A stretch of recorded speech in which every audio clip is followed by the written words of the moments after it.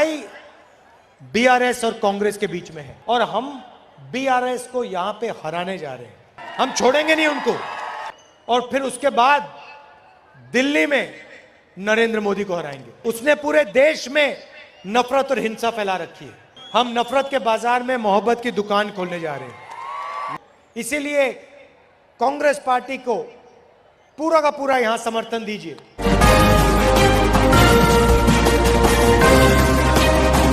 भाइयों और बहनों, आपको याद होगा कुछ महीने पहले बीजेपी के लोग अपनी छाती फैलाए घूम रहे थे। नरेंद्र मोदी जी, अमित शाह जी आते थे, बड़े बड़े भाषण करते थे, बीजेपी के लोग छाती फुलाए घूमते रहते थे। हमारा सबसे पहला काम, हमने उनकी सारी की सारी गैस निकाल दी। उनके सारे के सारे चारों टायर पंचर कर दिए उनकी गाड़ी के, खत्म कर दिया बीजेपी को। अब ये जो तीन पार्टियां हैं ये एक साथ काम करती हैं, बीजेपी, बीआरएस और एमआईएम। दिल्ली में नरेंद्र मोदी की बीआरएस मदद करती है, तेलंगाना में बीआरएस की नरेंद्र मोदी मदद करता है।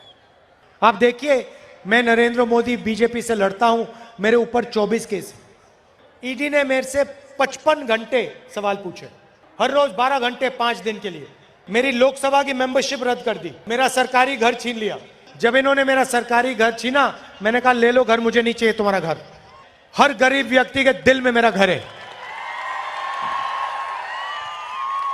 भाइयों और बहनों, केसीआर पर नरेंद्र मोदी ने एक केस नहीं डाला, एमएलए शिप रद्द नहीं की, घर नहीं छीना, क्योंकि ये दोनों एक साथ काम करते हैं।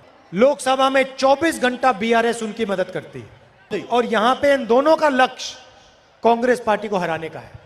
तीसरी पार्टी एमआईएम, जहां भी कांग्रेस पार्टी चुनाव लड़ती है वहां पे एमआईएम टिकट दे देती है। उनकी एमएलए की लिस्ट आप देखो तो सारे के सारे एमएलए बीजेपी की मदद करने के होते हैं। महाराष्ट्र में, असम में, गुजरात में, मध्य प्रदेश में, छत्तीसगढ़ में, जहां भी कांग्रेस पार्टी बीजेपी से लड़ती है वहां हमारे को तंग करने के लिए, हमारे वोट काटने के लिए एमआईएम खड़ी हो जाती है। लड़ाई बीआरएस और कांग्रेस के बीच में है और हम बीआरएस को यहां पे हराने जा रहे हैं।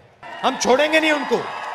और फिर उसके बाद दिल्ली में नरेंद्र मोदी को हराएंगे। उसने पूरे देश में नफरत और हिंसा फैला रखी है। हम नफरत के बाजार में मोहब्बत की दुकान खोलने जा रहे हैं। इसीलिए कांग्रेस पार्टी को